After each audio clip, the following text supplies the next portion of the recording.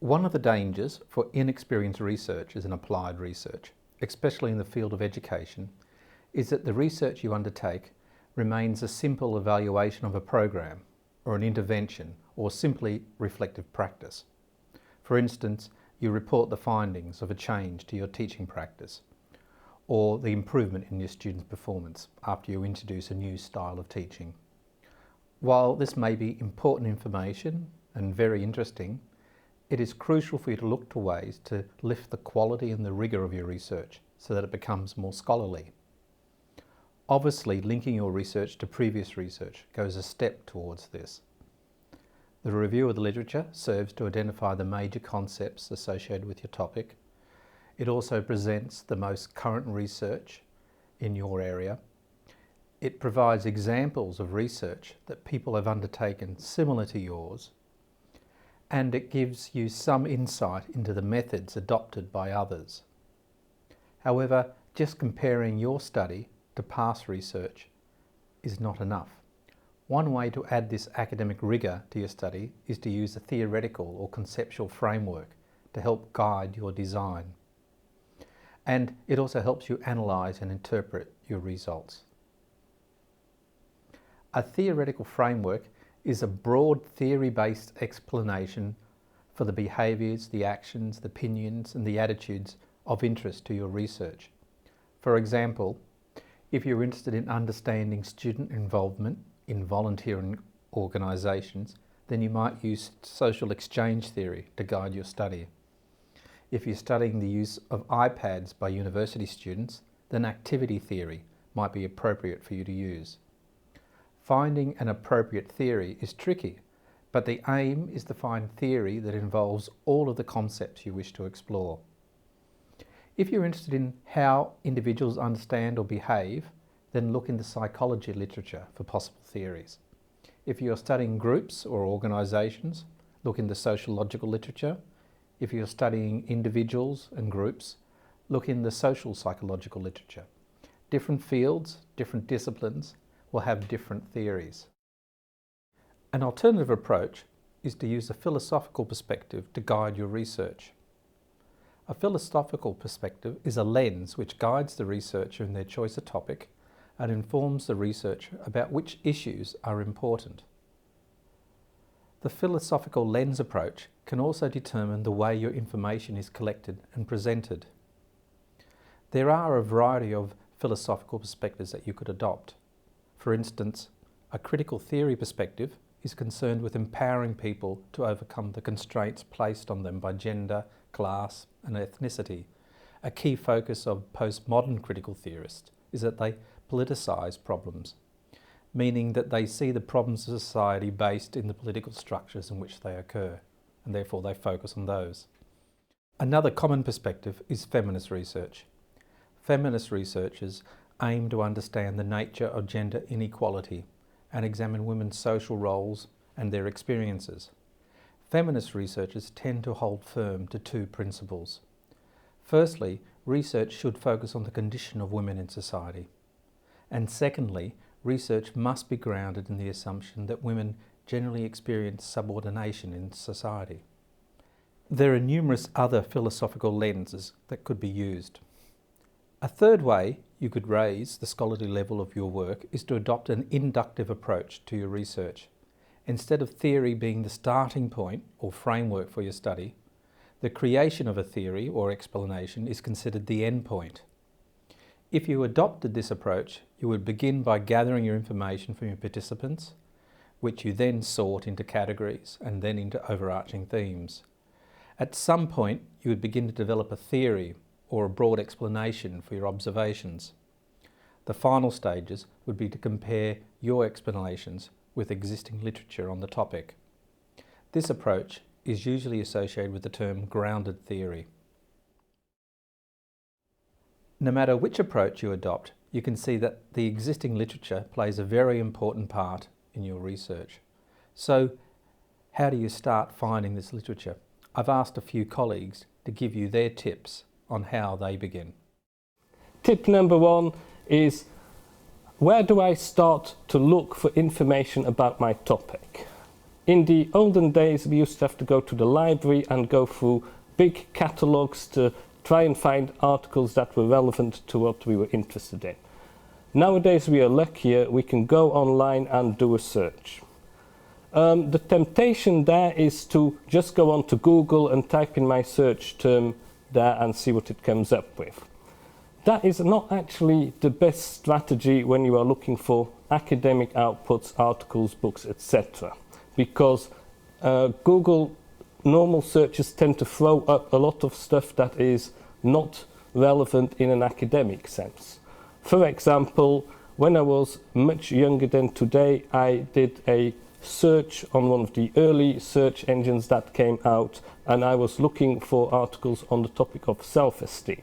The whole first page that I came up with was all about breast enhancement clinics, not really what I was looking for in educational research terms. So, much better is to use Google Scholar, which is a specialized search engine for academic texts.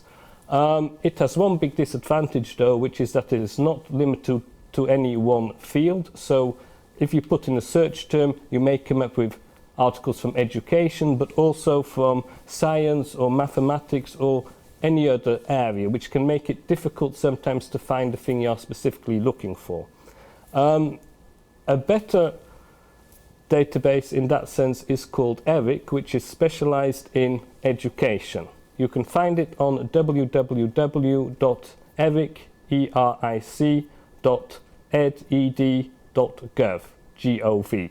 That's a specialized database which only collects articles, books, conference presentations, etc. around educational topics. One of the problems you may get if you search is that you simply get too much material. So you can put in a search term and into ERIC or into Google Scholar and come up with thousands, sometimes tens of thousands of different articles. What do? Obviously, you're not going to read all of those, so you need to narrow down your search. How do you do that? Two main ways. One is to narrow your search term. Say, for example, you are interested in transformational leadership. Well, that is obviously a topic that has been studied in a wide range of fields, business, education, military, etc. So you might want to make sure that you say transformational leadership in education or in military and narrow it down in that way. A second way is to narrow your search to a particular number of years. Your most recent articles are likely to be the most relevant and most up-to-date. So you could, for example, say, I'm only going to search for articles after 2008, say. That will again narrow your search down quite a bit. Final tip is what happens if I don't find enough material using my search term. That is less likely to occur because most topics have been written about quite extensively before, but if it does, you may want to start thinking about synonyms or related terms. For example, if you are interested in organizational improvement, you may put that search term in and not get that much. Think about other terms which may be very closely related to it or describe something very similar. Educational, organizational change, organizational reform, those kind of things. So try and think of what are related terms or synonyms to the one you put in originally.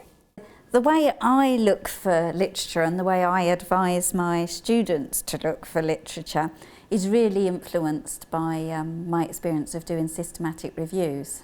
Some students know what systematic reviews are, but basically this is a very kind of prescribed, transparent way of searching and reviewing literature.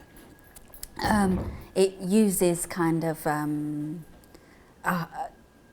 list of databases that you really communicate to your audience so that whoever's reading it knows which databases you've been to, which search terms you've used.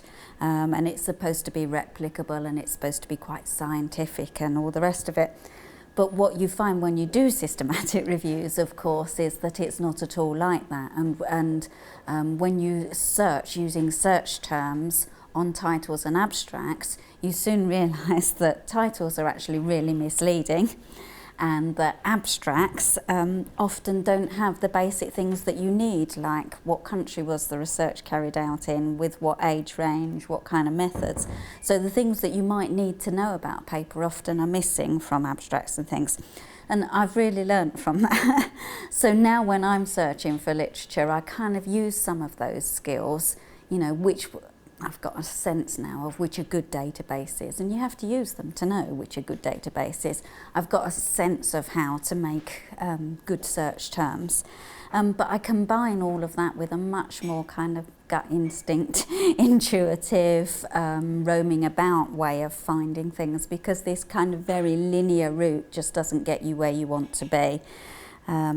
Maggie McClure, I think it was, did a review, a critique of systematic review, and she said what people don't do is look over the hedges at the other papers that they might be interesting and they're just missing because they're doing this search terms, you know, very particular way of doing it. So now whenever I'm searching for literature, I'm really aware of looking over the hedges. You know, I found this thing, but actually that paper further down on the list looks really interesting. I would never have, you know, thought about that one, but that one looks good. So really kind of combining this formulaic approach with serendipity, instinct, chance. I think the most important thing really is that as you begin to search, you get an idea of who the important people are, which names come up, which journals come up, and it's building that familiarity so that you know you get a sense of what kind of search is going to work for you. Okay, finally you get my tips. I proceed on several fronts. Firstly, I look for a monograph on my research area. A monograph is a scholarly essay or book written on a focused topic and is written essentially for researchers in that field. It's a step or two above a textbook, which is written primarily for students. My personal research focuses on the relationship between the employee and the organisation. So I look at concepts such as organisational commitment, culture, roles, and conflict. There are monographs written on each of these topics. The library or even Amazon are good places to find these topics. A monograph will provide me a thorough history of the topic and identify the main writers and the researchers in that area. However, it is unlikely that there will be anything written directly in my context of interest, which is higher education and non-profit organisations. But that is why I'm studying it. Secondly, or actually concurrently, I go to Google Scholar.